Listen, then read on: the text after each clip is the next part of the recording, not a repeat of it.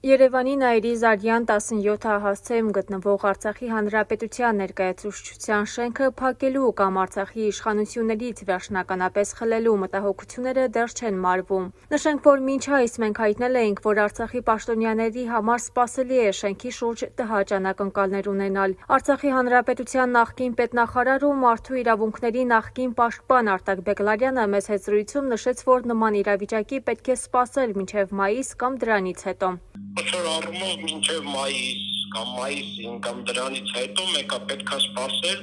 որ իրենց ենթակայության տակ գտնվող դատարանները որոշում կայացնելու զրկեն Արցախի Հանրապետության կառավարությանը, նաև Արցախի ժողովրդին այդ շենքի հանդեպ իրավունքներից։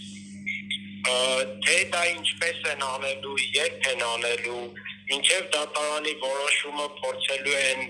այլ պատճառաբանություններով շենքի տնօրինման փաստացի իրավունքից էլ զրկել,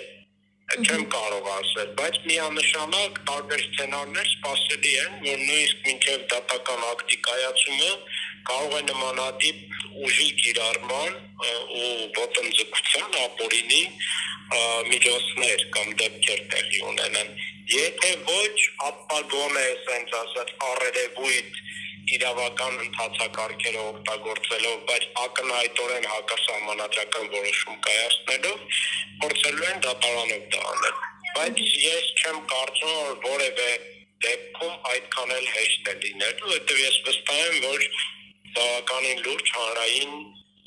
հակընդդեմ ճնշում է լինելու դրա դեմ։ Արցախի փաստաբան Ռոման Երիցյանն էլ հայտնել է, որ Հայաստանի Հանրապետությունում Արցախի Հանրապետության մշտական ներկայացուցչության շենքից Արցախի Հանրապետությանը սեփականազրկելու վերաբերյալ Հայաստանի Հանրապետության դատախազության հարցի հիման վրա քննվող գործով Հայաստանի Հանրապետության վարչական դատարանի նախագահ Կարեն Զարիկյանը կտրականապես հրաժարվում է Արցախի Հանրապետությանը կամ Արցախի Հանրապետության կառավարությանը ներգրավել երրորդ անձ, փաստացի պատճառաբանելով, որ նրա համար Արցախի Հանրապետություն կամ Լեռնային Ղարաբաղի Հանրապետության կառավարություն գոյություն չունեն։ Ամփոփ ասած, քննվում է սեփականազրկման հարց առանց գրանցված իրավատիրոջը գործով մասնակից դարձնելու, ընդգծել է փաստաբանը եւ ապա հավելել, որ գործն ըստ էության լուծող դատական ակտը հրապարակվելու է 2026 թվականի մայիսի 22-ին։ Հիշեցնենք, որ գլխավոր դատախազությունը 2025 թվականի հուլիսի 15-ին կադաստրի կոմիտեի դեմ հայց էր ներկայացրել վարչական դատարան, պահանջելով անվավեր ճանաչել Երևանի Նայիրի Զարյան 17 հասցեում գտնվող գույքի նկատմամբ Լեռնային Ղարաբաղի Հանրապետության կառավարության սեփականության իրավունքի պետական գրանցումը։ Ինչպես հայտնի է, գույքի նկատմամբ Լեռնային Ղարաբաղի Հանրապետության կառավարության սեփականության իրավունքը գրանցվել է 2017 թվականի մարտի 20-ին։ Նշենք նաև այն, որ տվյալ գույքը տարիներ շարունակ Հայաստանի Հանրապետությունում եղել է